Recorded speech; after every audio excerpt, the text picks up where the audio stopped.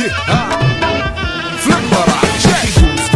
a great and a very humble feeling to be born into such a family of दोस्तों, सच बताऊं तो ये सिर्फ एक एंट्री नहीं है, ये एक वार्निंग है।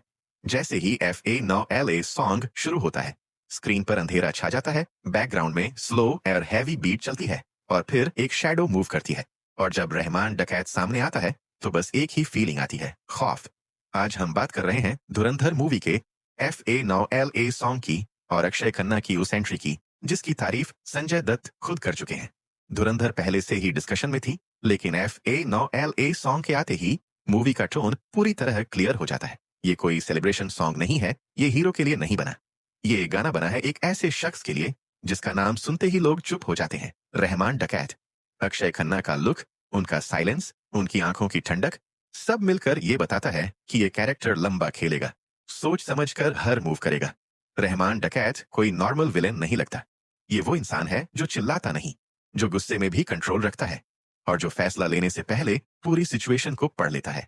अक्षय खन्ना ने इस रोल को ज्यादा दिखाने की कोशिश नहीं की, बल्कि अंडर प्ले किया है और यही अंडर प्ले इस कैरेक्टर को और भी ज्यादा खतरनाक बना देता है। एंट्री के वक्त कैमरा स्लो रहता है। FA9LA का बीट बिल्कुल ऐसा बजता है जैसे दिल की धड़कन हो। एक कदम पड़ता है, फिर दूसरा, और जैसे ही रहमान डकैत पूरा फ्रेम लेता है, ऐसा लगता है जैसे पूरी मूवी एक सेकंड के लिए रुक गई हो। कोई डायलॉग नहीं, कोई शोर नहीं, सिर्फ एक नजर जो ये कह रही हो कि अब फैसला मैं करूंगा। FA9LA सॉन्ग के लिरिक्स बहुत भारी नहीं है, लेकिन उनका मतलब गहरा है। हर लाइन कैरेक्टर की सोच को दिखाती है, प्लानिंग, पेशेंस और फिर पनिशमेंट। म्यूजिक का बिल्डअप ऐसा लगता है जैसे किसी खतरनाक फैसले की गिनती चल रही हो। अगर ये गाना एंट्री के बिना होता तो अधूरा लगता, और अगर एंट्री इस सॉन्ग के बिना होती तो उतना इम्पैक्ट नहीं आता। सबसे स्ट्रॉन्ग पॉइंट तब आता है जब संजय दत्त जैसे एक्टर इस एंट्री और इस रोल की तारीफ करते हैं। जब संजय दत्त कहते हैं कि अक्षय खन्ना ने रहमान डकैत को जिंदा कर दिया, तो ये सिर्फ एक कॉम्प्लीमेंट नहीं होता, ये इंडस्ट्री की मुहर होती है। संजय दत्त खुद इंटेंस और ग्रे रोल्स के बड़े नाम रहे हैं, इसलिए उनकी तारीफ का मतलब होता है कि ये रोल वाकई याद रहने वाला है।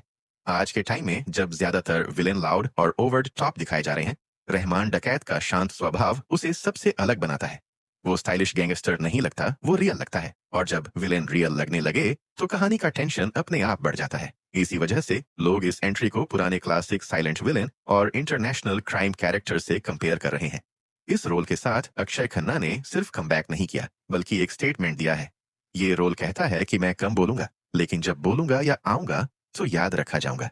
इंडस्ट्री में ऐसे एक्टर कम होते हैं जो सिर्फ अपनी प्रेजेंस से सीन जीत लेते हैं, और अक्षय खन्ना उनमें से एक है। FA9LA सॉन्ग एंड रहमान डकैत की एंट्री सोशल मीडिया पर भी जबरदस्त रिएक्शन ले रही है। रील्स में ये सॉन्ग चल रहा है, लोग सिर्फ एंट्री की क्लिप देखकर गूज बम्प्स लिख रहे हैं।